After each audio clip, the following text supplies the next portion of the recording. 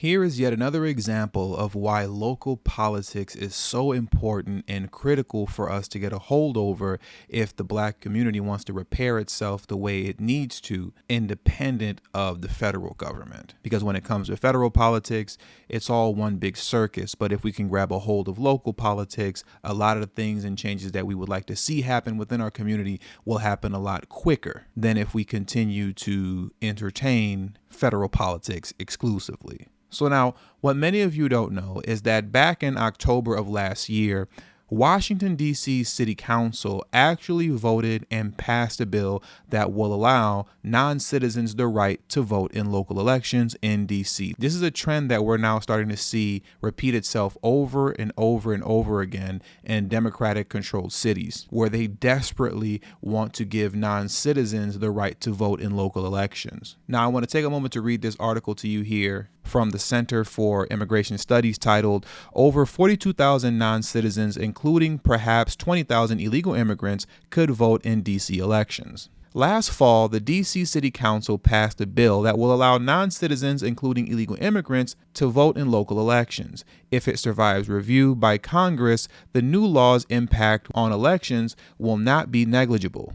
According to the 2021 American Community Survey, a little over 42,000 voting-age non-citizens live in the district, and roughly half of those non-citizens are likely to be illegal. For context, D.C. Mayor Muriel Bowser won her party's nomination last year by fewer than 11,000 votes. Even if non-citizen voting does not swing any elections in D.C., the symbolism will be significant as the nation's capital embraces a mindset that residents need not be fully committed to the country before they begin casting votes that affect its future. While it is objectionable enough that legal non-citizens can vote before becoming naturalized Americans, the D.C. law goes further to grant voting rights to people whose very presence in the U.S. is illegal. That is an even more significant debasement of citizenship and the rule of law.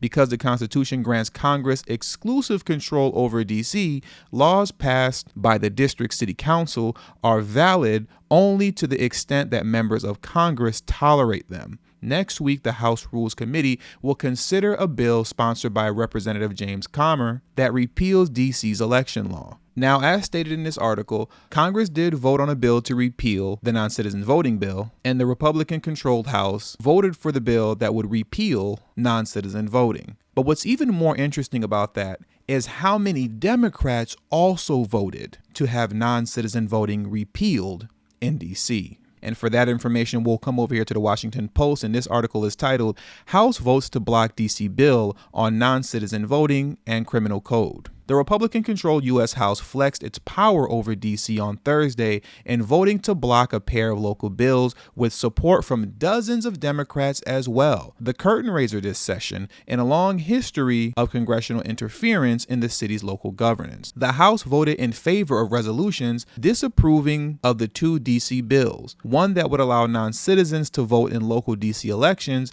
and another marking a major revision in the city's criminal code, which has not been comprehensively updated since 1901. While the House Democratic whip urged Democrats to vote against both resolutions, 42 Democrats joined Republicans to reject the legislation allowing non-citizen voting, and 31 joined Republicans to reject D.C.'s revised Criminal Code Act of 2022. The bills now head to the Senate, where Democrats have just a narrow majority. Now, I find it very significant that 42 Democrats voted in favor of rejecting the legislation allowing non-citizen voting. You should not be allowed to vote in any election in this country when you're not even fully committed to the country by way of citizenship. The thought that anyone could simply enter into the United States of America from any country, and as long as they have some sort of work permit or education permit that allows them to be here,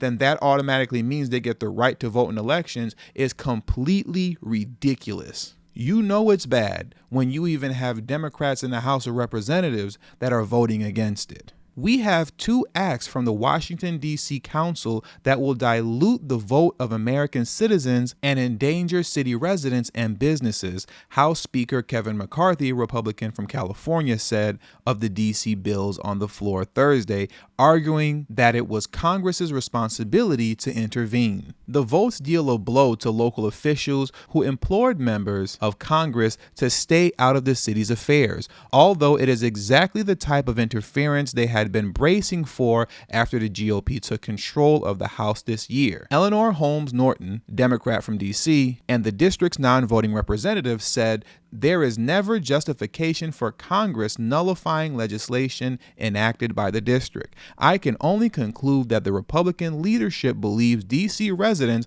the majority of whom are black and brown, are unworthy or incapable of governing themselves, she said on the floor. Whoa, wait a minute. This is not a black and brown issue. And the woman that you see on your screen right now, that is Eleanor Holmes Norton, who is saying that this is a black and brown issue. If anything, this is actually protecting the black vote in Washington, D.C. The D.C. Council passed legislation allowing non-citizens to vote in local elections in October, arguing that regardless of immigration status, all D.C. residents have a vested interest in schools, public safety, and other important local issues. The chairman of House Oversight and Accountability Committee, who sponsored the disapproval resolution, Representative James Comer, Republican from Kentucky, said foreign nationals who may work on behalf of foreign governments or undocumented immigrants should not get a say in local elections. Defending D.C. House Democrats such as Representative Jamie B. Raskin and other local officials have noted that various jurisdictions across the country allow non-citizens to vote in local elections and that D.C. should get to decide its own local voting laws. Still, even among Democrats supporting D.C.'s statehood,